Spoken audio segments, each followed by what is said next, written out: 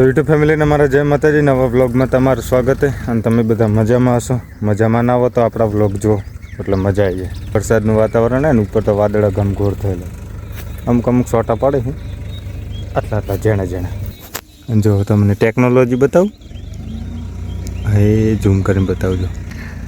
એ new technology એ એરંડાનો ઢગલો કર્યો ને પછી એ તે હવે બળવાનું તો હે નહીં, કેમ કે વરસાદ આવી ગયો ને, ભેનું થઈ ગયું બધું, એટલે હળગવાનું તો હે નહીં.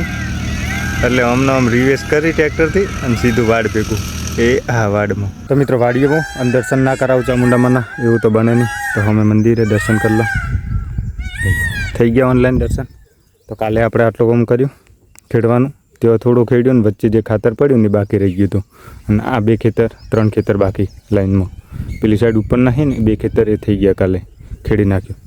આટલું કામ થઈ ગયું ને હોજ પડી ગઈ, અંધારું થઈ ગયું એટલે બાકી રાખ્યું. હવે પાછું આજ ચાલુ કરવાનું, આ ખાતર ફેદવાનું વચ્ચેનું, અને પછી ખેડી જ મારવાનું બધું ક્લિયર કટ. ખેડ કરેલી હોય પછી રંડા શાંતિથી વાવવાના, હજુ વાર હે મહિના પછી. એટલે શું આ જે દાંટો આ ઉપડે ને એ દબી જાય, એના માટે હમણાં ફેડવું જરૂરી. આ કરવાનું હોય થોડી વારમાં, ટ્રેક્ટર આવે એટલે પછી ફેદી કરી દી કમ્પ્લીટ. મિત્રો ભેંસ હોય ને, ભેંસ એને પદવી મળેલી હોય ડોબાની, ખબર કે અમે આપી. આ જો દેખાય, આ બધું રમણ ભમણ કર્યું ને, આ ભેહોય કર્યું એટલે પદવી મળી, એમને મફતમાં કોઈ ના મળે. મિત્રો સોયાબીન વાવવું અમારે આ 2 ખેતર. કમેન્ટ લખજો તમે કે વવાય કે ના વવાય, બરાબર? કેમ કે નોલેજ છે નહીં.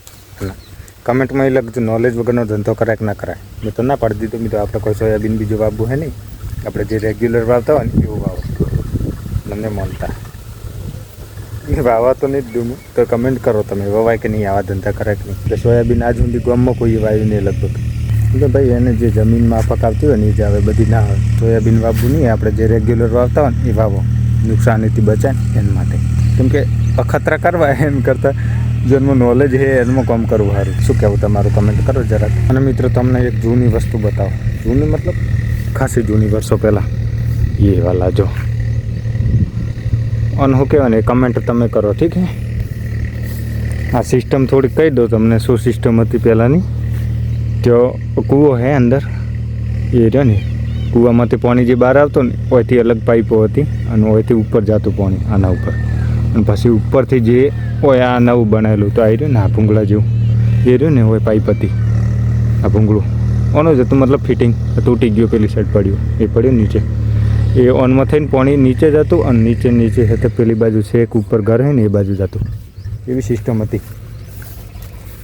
હવે પડવા ઉપર હે, અને મેચ ઊભું રહેવાય નહીં, મતલબ બ્લોગ બનાવતા સહિત સીધા આગળ રહ્યું ને. આ મિત્રો આ જૂનું છે, વર્ષો પહેલાંનું. પહેલાં છે ને ઘર, એ પછી બન્યા. પહેલાં આવી રહ્યું ને આ જૂનું હતું, માટીનું હતું, કોઈ રહેતું નહીં ને, એટલે ઓબાની રખવાળી થતી નહીં. બાકી તો કેરીઓ ખૂબ આવ્યો. આ વખતે આવી હતી પણ વધરા ખાઈ ગયા બધું, કોઈ રોક્યા જ નહીં. રહેતા હતા ને એ ટાઈમે બધા હોય જ રહેતા, પેલા ઘર પાસે બન્યું. અને હવે આ માટીનું હોય ને એટલે હવે પડવા જેવું થઈ ગયું. અને આ ઘરને જોઈ અને તે કિલ્લાઓનું યાદ આવે, જે આપણા જે કૂતરાઓનો ટોળો એવું હેરાન કરે ને. એટલે આપણા જે કિલ્લા હતા ને જૂના, એનું સ્ટ્રક્ચર આ ઘર કરતાં તો ઘણું મજબૂત હતું. તો જોકે માટીનું હોય અને એનું સ્ટ્રક્ચર એટલું મજબૂત હતું ને, તો એ હતી એની જાળવણી જે બંધ થઈ ને, અંદર રહેવાનું રાજાશાહી બંધ થઈ ને, એને પછી તો એની હાલત કેવી થઈ ને તમને ખબર જ. આપણે ફરવા જવા એટલે ખબર પડે છે, જે મતલબ પહેલાં જેવા હતા એવા રહ્યા નહીં. એટલે જાળવણી વગર કોઈ વસ્તુ રહે નહીં, એ તો ફાઇનલ છે. અને એ સરકારનો વિષય, જો કે સરકારનો વિષય કરીને આપણે તે જવા દીધું હમણાં સુધી. બાકી એ જે સ્ટ્રક્ચર હતું ને એને જાળવણી કરવા જેવું હતું, ના કરીએ કે એ બધું ઓલરેડી તમને ખબર જ છે, મારે કોઈ વધારે કહેવાની જરૂર છે નહીં. પણ હવે તે ગમે એટલા એન્જિનિયર આવે કે ગમે એવું આવે ને, એ જે જૂનું સ્ટ્રક્ચર હતું ને એટલી મજબૂતાઈ થવાની જ નહીં, એ શક્ય જ નહીં. ધી નેક્સ્ટ ડે, બીજો દિવસ ઉગ્યો અને હવે આવે છે ખાતર ફેદવાવાળો ટ્રેક્ટર લે. તો શેડું ખોલ્યું અને ઊભો તો મેં તો આવી જાય ને જલ્દી તો ફેદાઈ નાખો, પછી ખેડવાનું ચાલુ થાય. ઉપર જણા વરસાદના સોટા જ ચાલુ હોય, એવું કામકાજ ચાલુ છે હમણાં. હોય ખાતર આવ્યું ને, રહી ગયું તો ને એ થોડું ફેદવાનું બાકી. તો ખાતર ફેદવાનું ચાલુ હે, ટ્રેક્ટર આવ્યું એ જો ફેદે ખાતર, આટલું રહ્યું બાકી.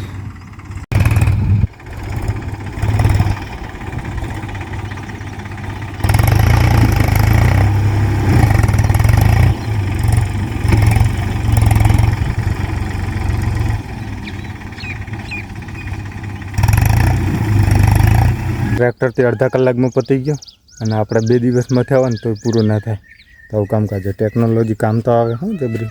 તો મિત્રો ખાતર ફેદાઈ ગયો અને ટ્રેક્ટરવાળા જતા રહે અને વરસાદ ચાલુ થઈ ગયો. તો જો હે ને હજુ ધૂંધળું હોય બધું.